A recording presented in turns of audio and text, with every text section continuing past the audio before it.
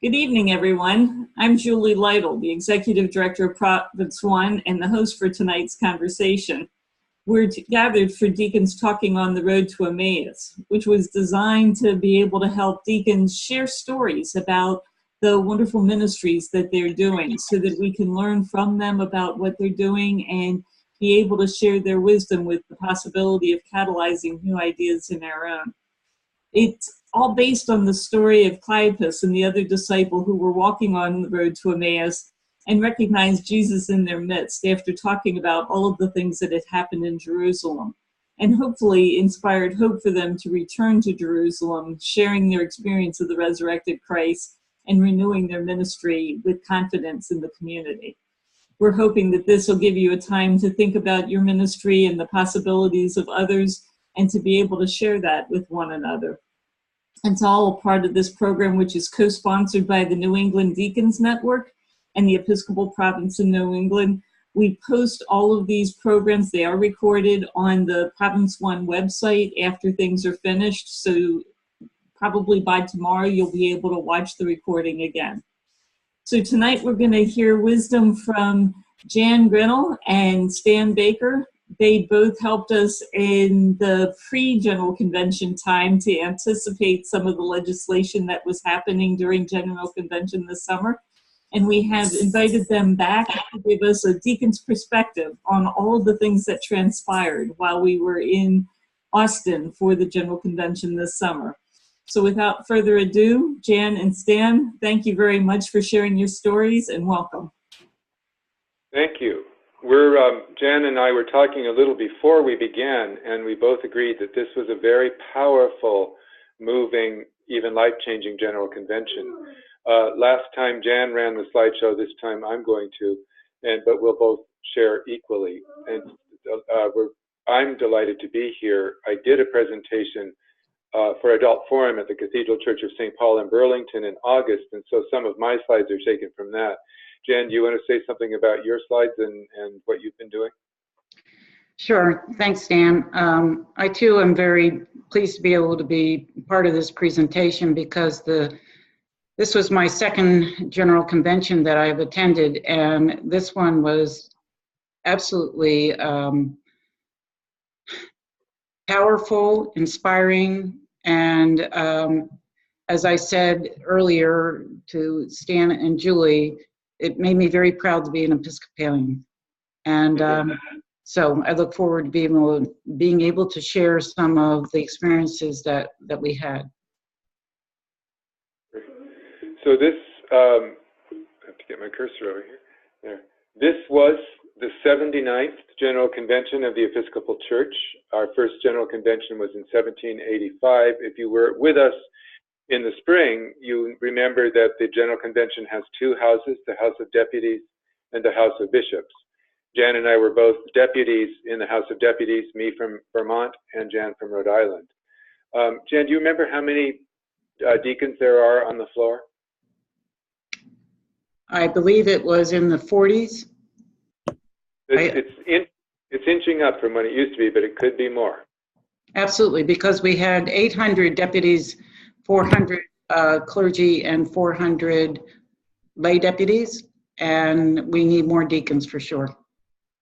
And you can run on that plank when you run in your diocese. You can say General Convention needs more deacons, and I sound like I'm teasing, but it is actually important because I think the diaconal view that we bring is really important to the church and to the General Convention. So Jen, this is your slide. Do you want to speak to this? So when we first got there and we had an opening session, the presiding bishop throughout the 6 days, 12 days that we were there, because I arrived on the 3rd and left on the 14th. Right. But throughout that time frame, he was talking about the way of love that he introduced at the royal wedding. I think we're all familiar with his sermon at the royal wedding. And what he realized after that, the thing that people were saying or talking about or discussing, this is all nice rhetoric, but how do we do this? What do we do? and how do we put this into practice? And that really became something that he worked on and created some material that we'll show you briefly. But that's what the call was a call to action with following this concept of the way of life. So I think they're a little bit later, Stan. We have some slides that go into more detail on that.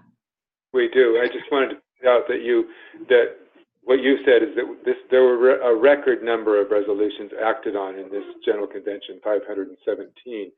I just will go over this slide quickly, but I want people to remember that our form of government in the Episcopal Church is unique in the Anglican Communion since it was developed in our own colonial period and very much mirrors our own legislature in terms of a Senate and House. We have the House of Bishops, sort of like the Senate, and the House of Deputies, kind of like the House of Representatives. It happens every 3 years.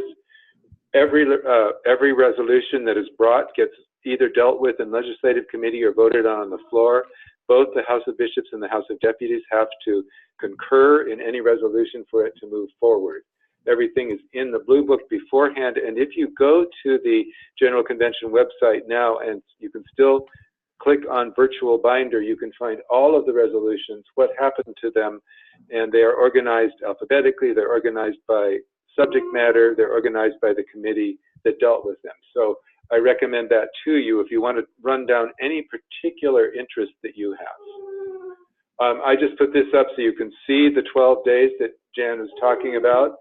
The first day of legislation is on the 5th. Most of us arrived on the 3rd or the 4th or even sooner, and it runs all the way through the evening of Friday the 13th. And there's a lot going on. Legislative committees, the legislative sessions, reunions of different seminaries, worship every day, and many, many other things. So that's just a sense of the packed schedule we have.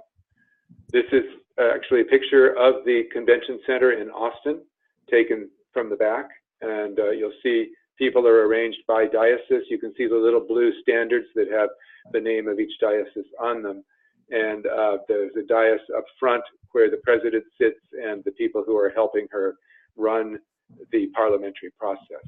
So Jan, this is for you. Sure.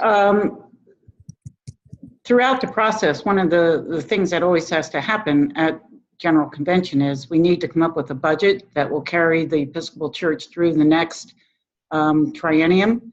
And in the past, the presiding bishop introduced pillars that he refers to as the 3 pillars of the Episcopal Church, meaning the 3 things that we are really focused on during his tenure as presiding bishop. And I think most of us are familiar with these, but it's evangelism, racial reconciliation, and creation care. So there was a $134 million budget that supported the 517 resolutions that were looked at, discussed, and a certain number of those passed, put into play. It's worth saying that any resolution that has money attached to it has to be brought before the Budget and Finance Committee to have money attached to it or to not have money attached to it.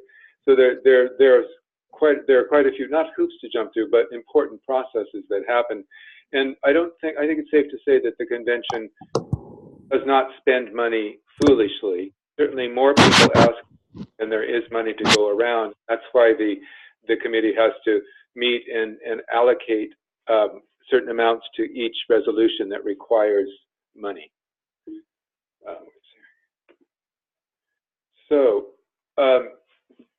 these are some of the major issues. It's interesting, Jan and I both prepared slides, and our key issues were almost exactly identical. So I think they were immigration, prayer book revision, Israel-Palestine relationships, readmitting Cuba to the Episcopal Church as a diocese, and I would also add a sort of a deep new sense of diversity and also same-gender marriage rights were all wrapped up in that as well. Did you want to add any other key issues, Jan? Yes, the whole pound Me Too movement in the Episcopal Church, and many resolutions around women and what's been happening to women throughout the history of our church and where we're at today with that. So that was another major topic that was addressed. There were, I'm not sure there's a slide on this, but there were 4 times that the House of Bishops and the House of Deputies came together for plenary sessions. One of those was around the Me Too movement, and Gay Jennings, the president of the House of Deputies, had brought together many, many groups of women to tell their stories and work on this. We had a very moving worship service where women told their stories, and then also the plenary session. So that it was a huge part of the whole experience. There was also a day that many of us wore purple scarves to bemoan the small number of women in the church who are bishops, and to encourage more dioceses to call women to be bishops when the time comes. And that was powerful to see, a little sad to realize how few women bishops we have, but also encouraging to think that that can change and grow. And there were several things that happened outside the legislative chamber, and I'm going to and Jan is going to talk about 2 of those, and then I'll chime in with my own experience. So on the 5th of July, we had 2 different public witness events occur. The first was the Bishops Against Gun Violence. We had both a rally as well as a march when we were in Salt Lake City, and this time it was just a small gathering outside of the hotel, mostly because it was extremely hot in Austin, but also because we had very little time where we had slots where we could do things. And there was possibly some of you heard about the worship service that was outside the detention center, the Hutto Detention Center, and we had to be bused to get there. So the rally, or the public witness against gun violence that was put on by the bishops, was also very moving. They had a family of one of the girls who was killed in Parkland, Florida. And the family, 4 of them, spoke to those of us who were gathered around. And I would say there were at least 500 people that were in this small park outside the hotel. From there, we immediately went and got on to, I believe it was 12 buses, and people also drove their cars out to the Hutto Detention Center. And this is one of the detention centers that had the women and children separated. And you can see the number there, 1,500 people stood outside the detention center. We were not allowed to be on the property, but it was there that we prayed. We didn't protest, we didn't rally, we prayed. And we prayed for an end to this. We prayed for the women, for the children. The word that came back to the convention was that the women inside the detention center watched until the very last bus drove away and said to the grassroots organizers around the detention center that they now knew that they were not alone. So did we make a difference? I think so. I think we made a big difference to those people, and we did make the local news. I don't think we made the national news, but again, these 2 public witnesses were very powerful, and I believe very reflective of who we are as the body of Christ today. We are the, Episcopal branch of the Jesus movement, but we are also starting to be people that take action, that have a voice and aren't afraid to share their voice. Stan? I had a bit of a personal conflict that day. It was Sunday, the 8th of July, and I went to the Bishops United Against Gun Violence, which was moving, but then people needed to leave for the Hutto Detention Center. I had agreed to be the deacon at the convention worship service that morning in the convention worship space. And at first I thought, well, as a deacon, and with my sense of social justice and my prophetic voice, where I should be is at the Hutto Detention Center. And so I went back and forth with, do I honor my commitment or do I go to the place I think I need to be? And I actually consulted with a couple of deacons, and they said, honor your commitment, Stan. So I did that with the help of them and ended up having an amazing experience as the worship service deacon of the table, of the altar that day. And a young man from Houston named Andreas Bonias was the preacher. He was 17, still in high school, had been at the Episcopal Youth Event and very inspired, and he preached incredibly powerfully about the need for diversity, about the need for inclusion of Latino people, about refugees, about what was happening in Hutto. And I realized after that I was in the right place. I couldn't be in two places at once, but I was in the right place to hear Andreas Gonzalez Bonias.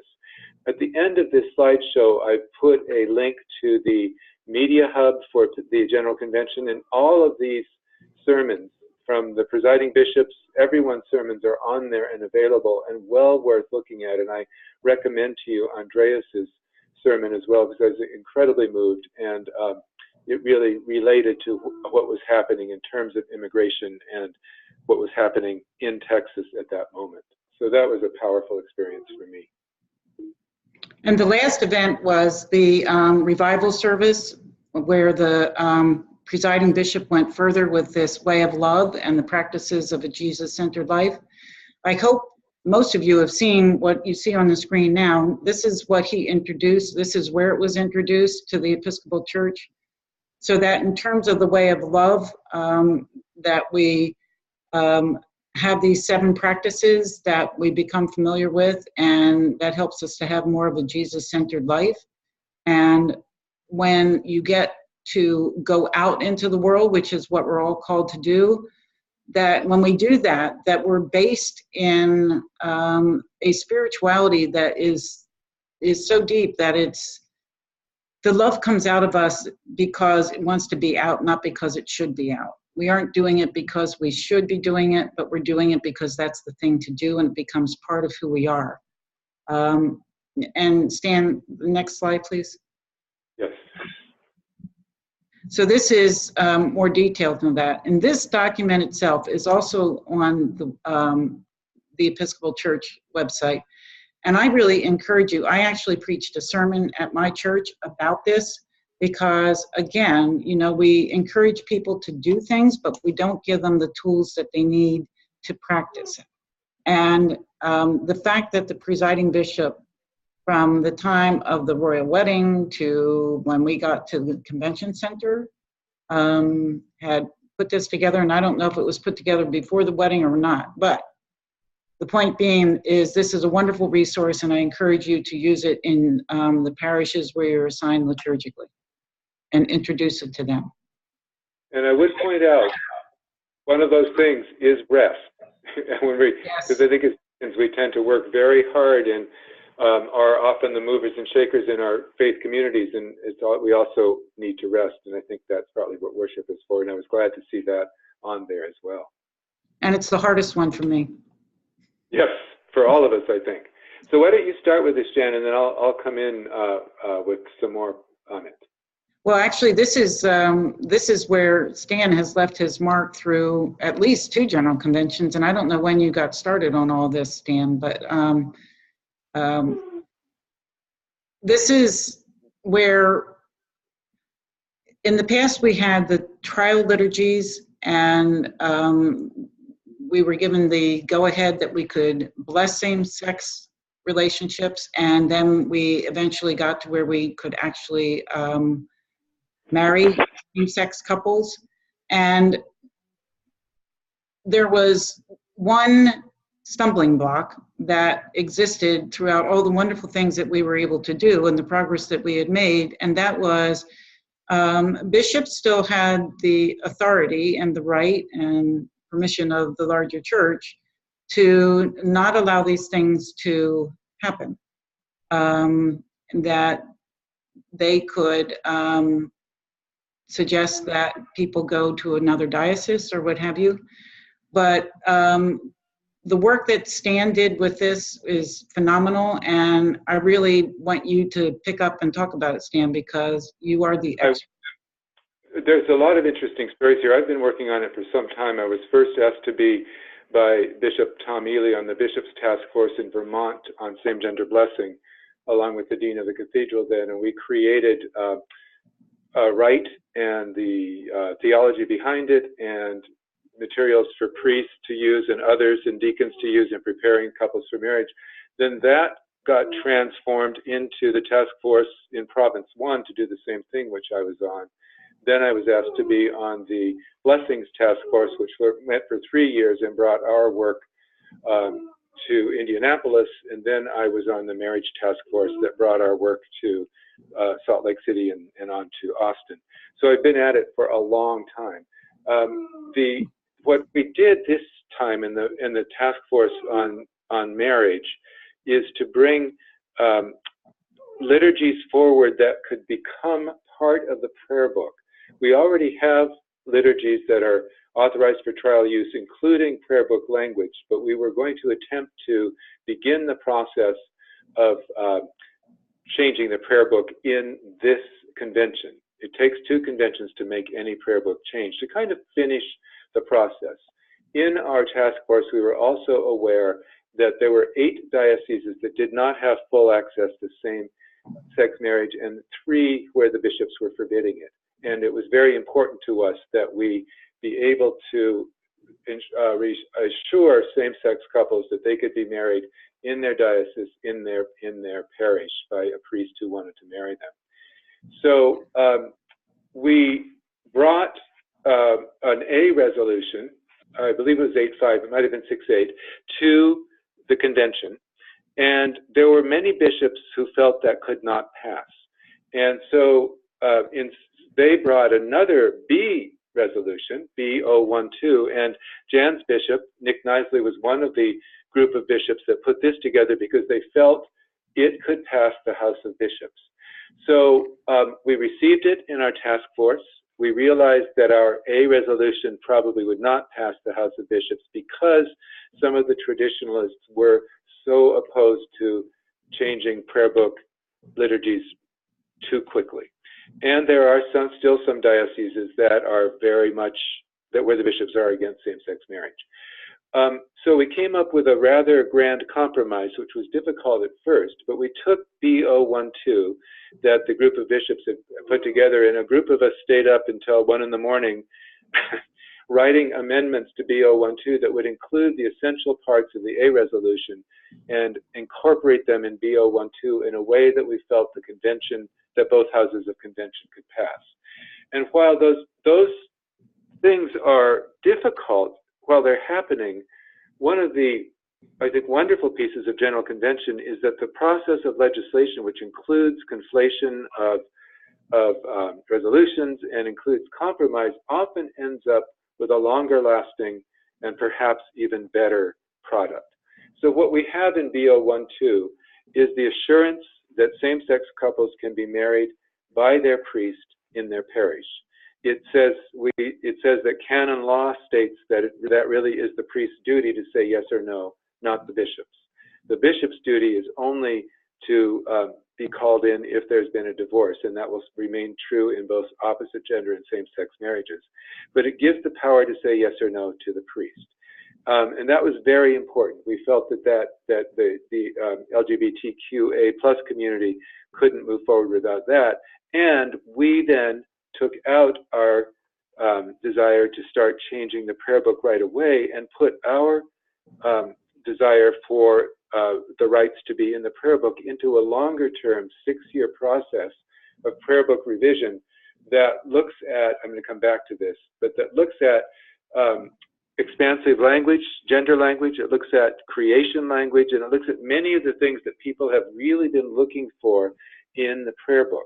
It enshrines the 79 prayer book so that people will always be able to use it, but it gives us a path, a 6-year path, to begin the act of revision that will bring in more gender-neutral language, expansive language, creation language, and same-sex marriage rights. So I bring that to you in that sometimes difference of opinion is a good thing.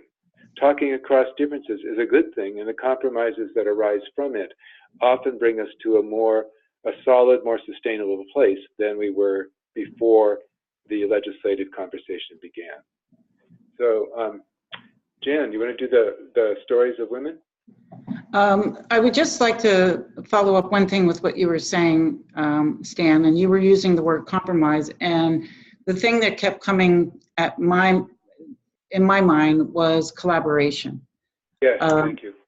Because that's what I saw going on with not only the prayer book revision and same-gender marriages, but throughout this convention, there was collaboration. It wasn't us against them or the divisions that we see in our society so strongly today. It really was about how can we come up with something meaningful that satisfies each of the parties involved here. And that's what I saw, and that's what you were doing, Stan, Yes. was collaboration. I think sometimes it feels like compromise at first, but then it becomes collaboration. I felt a profound transformation for myself in this whole process. I'll wait till later to talk about some of the language interpretation issues that then actually created collaboration later on. And I'll talk about that later. But I experienced a profound, what I'm calling compromise at first, then a transformation to collaboration and real growth of the church. Absolutely. So just quickly about the women, because I know that time is moving on. There was presiding Bishop Jennings put together a committee back in January, I believe it was, a committee to look at women in the church and women's stories in the church, and to start the work well before we ever got to the convention, so that we could have a better understanding of the issues that women have been confronting in terms of just sexual harassment, oftentimes women experiencing sexual harassment in the church, other forms of exploitation and sometimes physical, but most often mental kind of abuse, being viewed as less than or not as good as. So it really covered stories across the board of experiences of women in this church. Women losing jobs to men just because they were a woman. And we all know these stories, so I don't want to go into them. But by the time we got to convention, and Molly James went from Connecticut, priest in Connecticut, was one of the chairpersons of the legislative committee that actually brought resolutions to the floor. And we don't have a list of the various resolutions here, but it was calling people into action to listen to these stories, to embrace women, and basically to do the consciousness raising. The one event that we're highlighting here, Resolution D087, was in direct response to a situation that occurred at this convention. And there was a deputy in the House of Deputies, female mom, who had a baby and was, I believe, in the back of the hall nursing the baby. I did not see her. I heard about the story. But people asked her to leave, and because she was nursing a child, and I do not believe it was anything other than discreet, the way that she was conducting herself. And there was kind of this uprise about, we can't do that. We can't ask people to deny their parenting, deny their children, or what have you.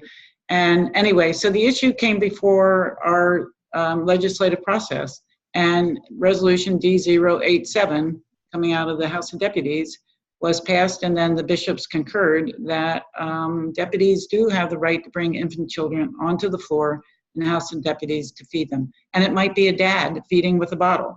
But the point being that we don't want to be that body of people that basically gives the message that children aren't welcome here, and nurturing our children is not part of our story, when it is in fact part of our story, and many of our congregations support this. So that was a very powerful thing, because it was something that happened real time in front of us, and we confronted it, and we, I think, dealt with it very successfully.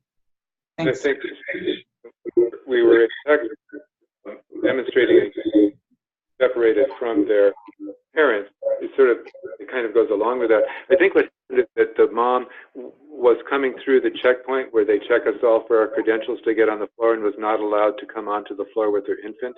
And then that started the uproar and uprising, and the very important resolution that came out of that. So here are a few other resolutions. CO33 puts the church on record as respecting the dignity of immigrants and outlaws, and says how public policy should reflect that. 187 takes a stand against family separations, remembering the A resolutions are coming from committees and commissions, the B from bishops, the C, I think, from churches, and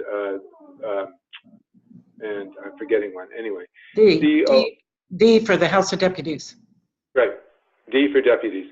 And then becoming a sanctuary church encourages Episcopalians and congregations to reach out and support immigrants facing deportation, including physical sanctuaries. So these really stand behind any church that is dealing with or taking action on immigration issues. And it's important to remember that as we take action, that we're backed up by the General Convention.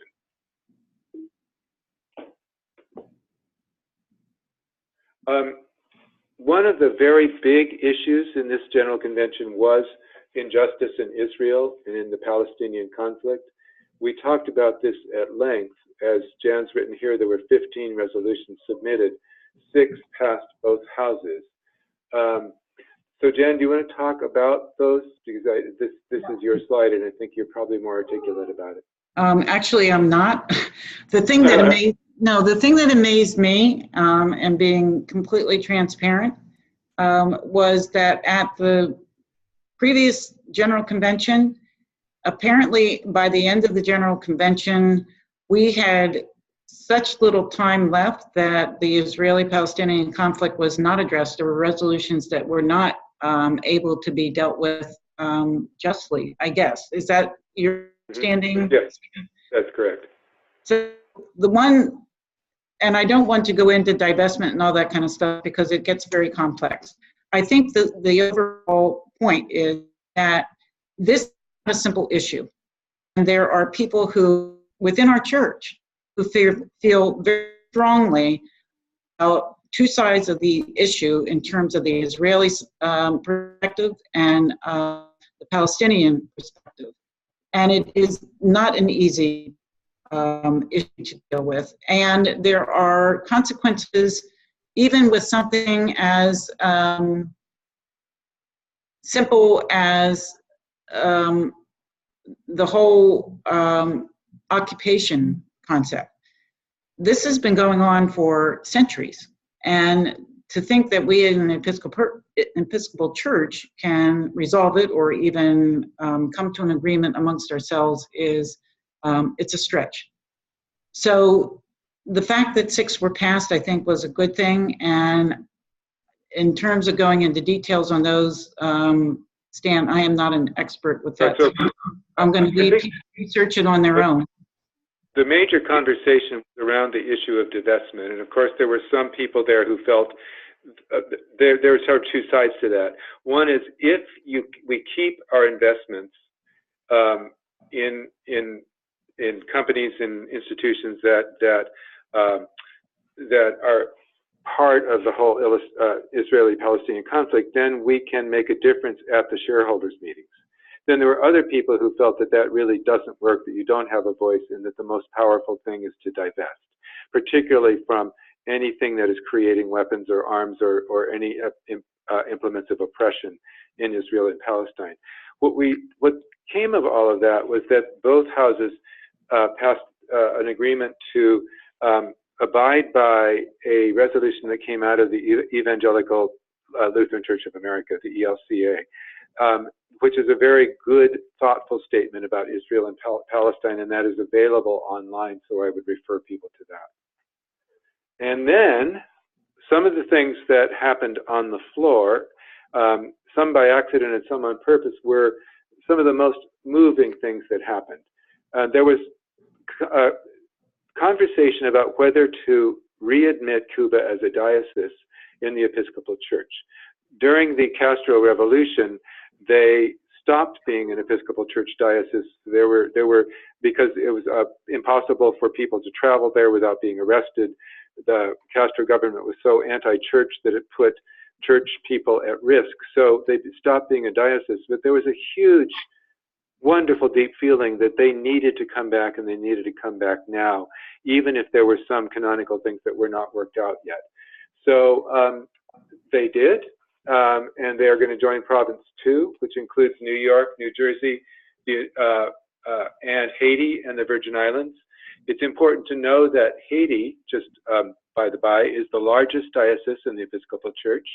The 4 languages of the Episcopal Church are English, Spanish, French, and Haitian Creole, and we'll be translating and interpreting into those 4 languages in the future. So this is just the button that I got that says Cuba C for those people who wanted Cuba readmitted. And it was very, very moving when they were readmitted, when they came onto the floor of the House of Deputies. This is just a short little video sequence of that, and you'll hear the Bishop of Cuba, who is a woman, greeting us in Spanish. Hopefully this will work.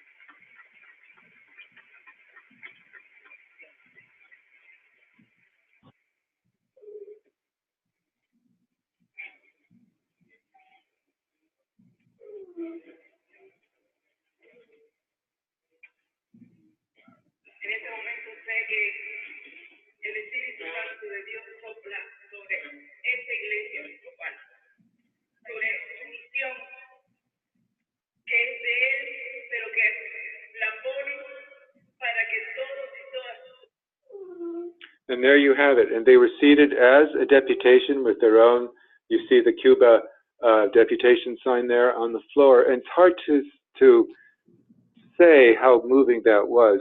It brought me to tears to have them back, to have the Spanish part of the Episcopal Church, which is growing larger and larger, begin to have more and more of a role, and to really highlight our diversity in terms of language and culture. Jan, did you have more that you wanted to say? I just wanted to add one thing. I did not know this when I was at convention, but afterwards in talking to Bishop Nisley about how could this ever happen where we would invite somebody to leave because of political unrest in their country or whatever, he said, one of the things that people weren't really talking about was the fact that part of the reason the Episcopal Church chose to do that was for the protection of the priests in Cuba. Not only people who might try to travel into the country or what have you, but the fact that by them being labeled as priests, as members of this church, they were at great risk. And so part of the invitation for them to leave or voting them out, however that transpired, was done out of care and concern and love, I believe, as opposed to a statement against Castro or anything like that. So that was another one of those political situations that is very touchy and hard to understand. So I don't know if you understood that before, Stan, but it helped me to hear that, because I was kind of feeling I was uncomfortable with our church for doing something that drastic. But in fact, it was more of an altruistic kind of action. Yes, I heard that, and that made me to understand it better too. One thing that people should know is that the part of the Anglican Communion that kept in communication with Cuba during that time was the Anglican Church of Canada. So they played a very important role, and as I understand it, were often a conduit of communication between the Episcopal Church of Cuba through Canada. Great. And this, since we've just seen, there's Gay Jennings, the woman in the whatever that is, teal top at the podium. One of the large issues was whether or not she would receive compensation. People probably know that the presiding bishop, Michael Curry, has a salary. He's well compensated. Gay Jennings, the president of the House of Deputies, had her expenses paid, but not any kind of remuneration. So BO 14 passed, not with a dollar figure attached, but agreeing to pay the director, to pay her and compensate her for her time. And this is an important issue of equality that I also think is important to deacons. It's important to women, it's important to the laity, it's important to the House of Deputies, but also I think to deacons, not that we should start being paid, although some of us feel that's one way to make sure the diaconate continues, but I think there are too many places in the church where people were serving without notice and remuneration that need to be looked at. So I felt this was a powerful issue. It passed handily, and I think the important part was important that it passed both houses, but there was some uncertainty about whether it would pass the House of Bishops, and it did. Would you say more about that? The only thing I would add to that, Stan, is the fact that it's also an issue of equality or justice issue, really, because if you think about it, the only people who could have been president of the House of Deputies would be a person of means. That's right. Because who can hold down a 40-hour-a-week job to pay for their family and be president of the House of Deputies? It's impossible. So a person would either have to be retired or a person that had their own financial means that could support themselves and they didn't have to work. So that really limited who could be president of the House of Deputies. And so for me, it was really somewhat of a justice issue. And in addition to all the things you said. Thanks, Stan. That was very well said. And I think it's one reason I think it applies to deacons is that we face a similar thing, is that some people who don't have economic means have said they can't be a deacon because they can't afford the time. I know that we're not necessarily giving full-time work to the church, although some more than others, but I think we also need to look at how we can encourage, this is a separate issue, but how we can support deacons in formation and in their work who can't afford to, who need some support to do it. And I know that they're increasing monies through the AED and other places, the fund for the diaconate in particular, but we can talk about that another time. This is Gay again against the backdrop of the 79th General Convention. There were a few moments, and I won't spend a lot of time with this, for some levity, because you're in that convention hall, sitting on those chairs, working through all of the parliamentary procedures, which actually worked quite smoothly. But there was a paired couple of pigeons on the floor of the House who became entertainment for all of us. They walked around, they were getting fed, they flew to different deputations, and this is a deputation from who was presenting something to President Jennings in fun about the pigeons. And here they are in their glory. Just a quick tour, watching them move.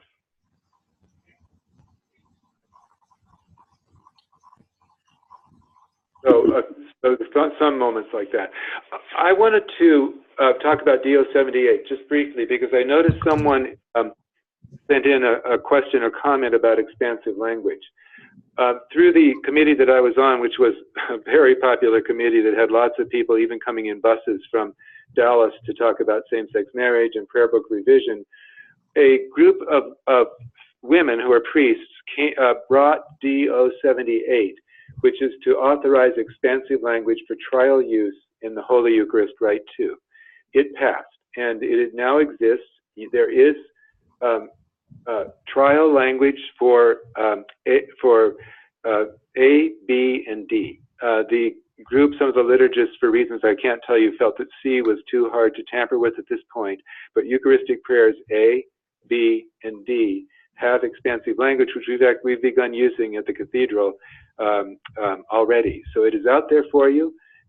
Just go to D078, and I think the church will make that available as well. There it is. So this is D078. You can see that it has the whole Eucharist right there with gender neutral and expansive language added in. So I won't go through that at this point, but I hope I can get back to where I was.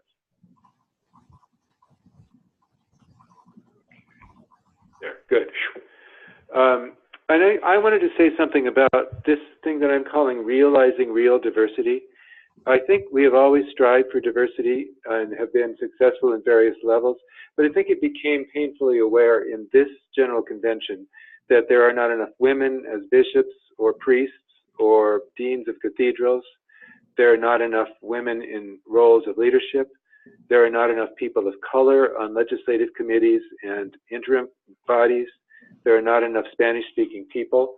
And it came home to me very powerfully in our legislative committee with the awkward title called the Committee to Receive the Report of A169. And this is where we did work on same-sex blessings, prayer book revision, and expansive language. And this is a picture of that committee. And when I showed this at St. Paul's at the cathedral, I said, so what do you see here? And they looked at it, and people saw right away, not enough people of color. There are two wonderful people of color on our committee, but that was it. And it's a group of hardworking, wonderful, thoughtful, amazing people, but terribly underrepresented in terms of people of color, and no one was a Spanish speaker. So as I said, every resolution needs to have a hearing in a legislative committee. When we were having the hearings on the same-sex liturgies, a deputation from the Diocese of Honduras came to testify. They wanted to speak against same-sex marriage, but there was no one there in the room to interpret for them. They were Spanish-speaking. There was this terribly painful, embarrassing moment when one of our co-chairs, Sam Candler, had to find someone in our audience, and there were a lot of people there who could pitch in as interpreter. And we did that, but the people from the Diocese of Honduras rightfully felt very left out and discriminated against. That caused us to bring a resolution to the floor that went through another committee but did get to the floor, making sure that the General Convention provides interpretation and translation services in every legislative committee and every hearing without having to set it up as a special service, and also to make sure that things are translated as quickly as possible into Spanish, English, French, and Haitian Creole. It was a painful moment for me for another reason. Some of the people who wanted to present in Spanish were presenting in things that affected me, which was against same-sex marriage. And I thought, what is this about? These people are talking about being discriminated against and being a minority, and they are, and yet they're also speaking against my minority. And what I realized is the issue is not whether one minority should have a bigger voice than another minority, but it's that everyone should be heard. Everyone should have access to the conversation. Everyone should have access to the discussion so that we can talk to each other. And I realized the thing that bothered me the most is that I had no way of having a conversation with the people from Honduras so they could meet me and get to know me, and I could get to know them. One of the resolutions that came forward was to form a committee on communication across differences, an interim body to meet over the next 3 years. And at first I thought, oh Lord, save me from that committee, because it'll just be a setup for homophobia. But then after our 12 days of really prayerful, soulful, amazing, transformative, collaborative work with some of the people in that picture who are, as they call themselves, traditionalists in terms of same-sex marriage, I felt we were really listening to each other, and we were really making an effort to understand each other. And I realized by the end of that, if I were appointed to that committee or task force on communication across differences, which is going to be 50% people with traditional views of marriage, 50% with people who are in favor of same-sex marriage, we'll have lots of Spanish speakers and people of color. I thought I would do that.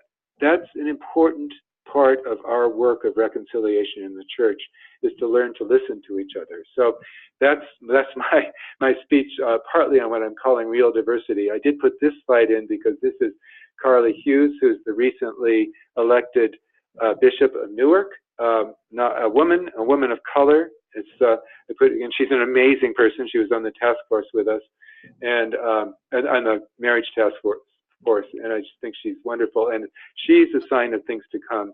We're in good shape. And I also put this up because I think these are the deacons who helped serve in the last Eucharist. I think as deacons, we're getting a little better about diversity. We have more people of color. Certainly we have more women and people who are trans and people who are LGBT and people who are straight and people in everything else. And I think we're beginning to show the way to the church for diversity. This is the link to the media hub. You'll be able to get it, but if you open that up, you'll be able to see any video that was taken at General Convention. As I said, every sermon is there. The presiding bishop's presentations are there. So I recommend that to you. And I talked about this. Jan, anything more that you want to say? Well, yes. I mean, there are so many topics that we haven't been able to even scratch the surface on. I was on the Legislative Committee for Racial Justice and Reconciliation, and there were phenomenal testimonies there. And one story that came out of my committee that I wanted to share with you was the fact that there is so much work to be done, and you would be amazed at how short the resources are within the church.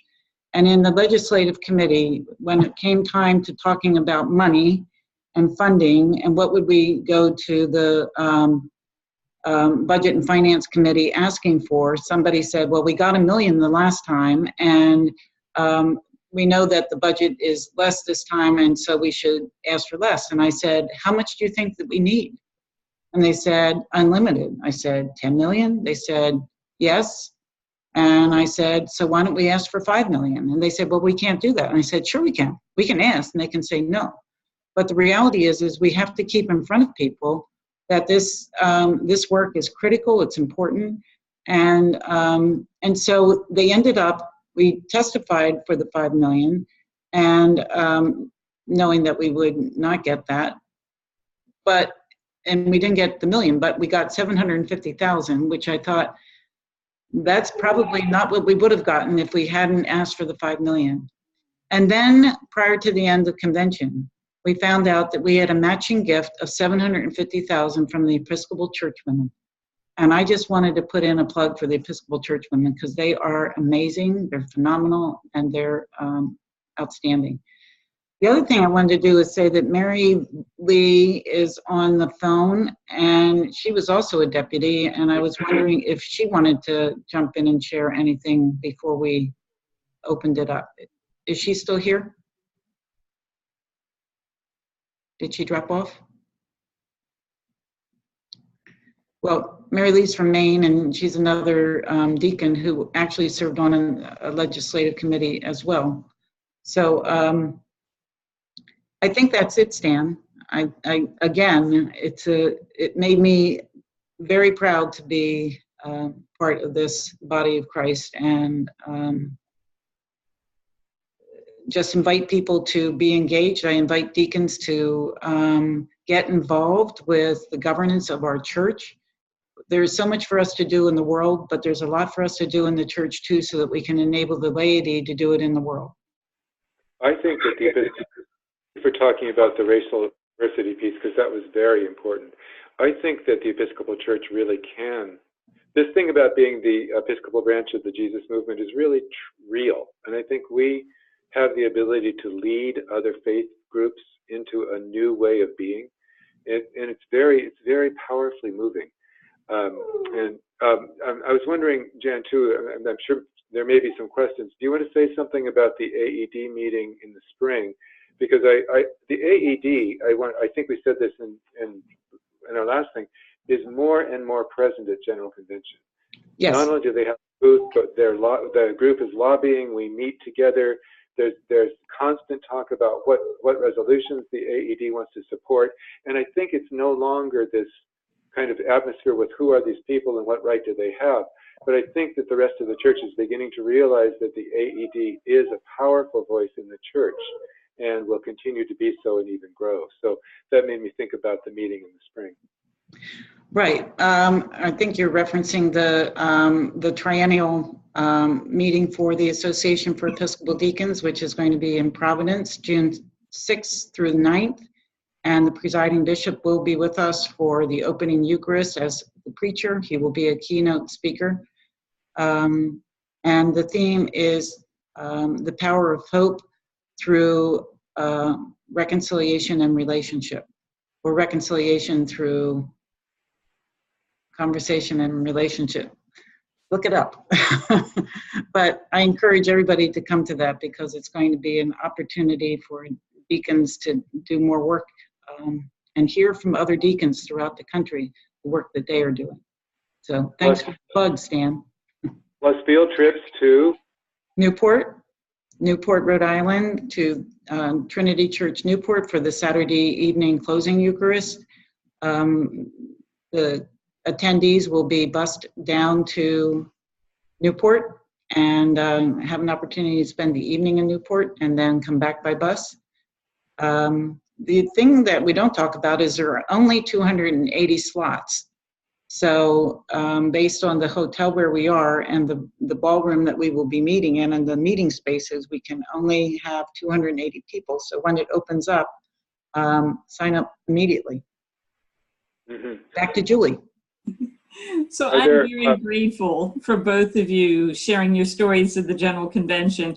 And because this is Deacons Talking, we were usually having a chance, we have a few minutes left, to open it back up to folks that have been participating. I'd love to see and hear from the folks that have been online with us. I know some of you were also at General Convention. And I'm curious if you have comments or questions you'd like to add to what we've heard from Jan and from Stan tonight.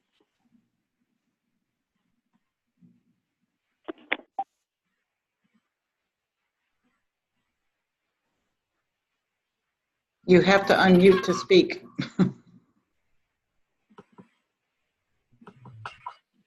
I'm assuming that means there is no comment or question. Looks like Catherine's going to say something.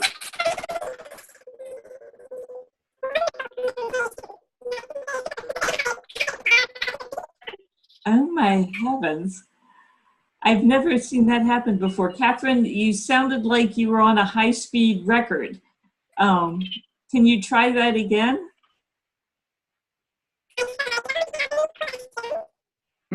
No. It's something like the chipmunks, Effie. We're going to have to play it for you so you can see. Maybe you could type into the chat. For anyone who doesn't want to speak or be seen, there is a chat box that you can access from the bar across the bottom of your screen, and you can type into that any comments or questions you may have.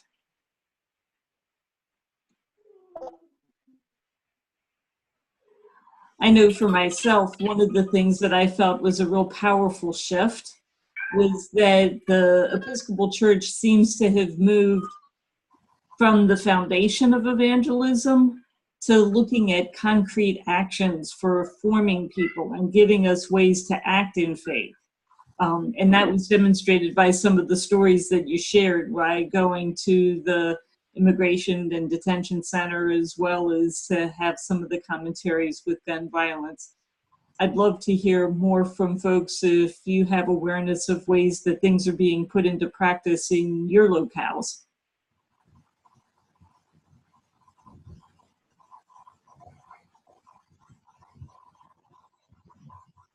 Not a very talkative bunch tonight. And Catherine's got the high squeak. Right. We'll tell you what, why don't we wrap things up tonight? We can always share information. As I said at the beginning of the program, this was recorded, so it will be available for you to watch online. And as a closing, I have the Franciscan blessing that I thought I would share with all of us. So if you can take a moment to center yourself. May God bless us with a restless discomfort about easy answers, half-truths, and superficial relationships, so that we may seek boldly and love deep within our hearts.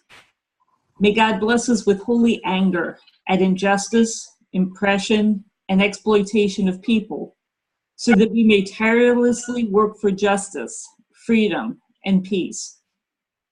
May God bless us with a gift of tears to shed for those who suffer from pain, rejection, starvation, and the loss of all that they cherish, so that we may reach out our hands to comfort them and transform their pain into joy.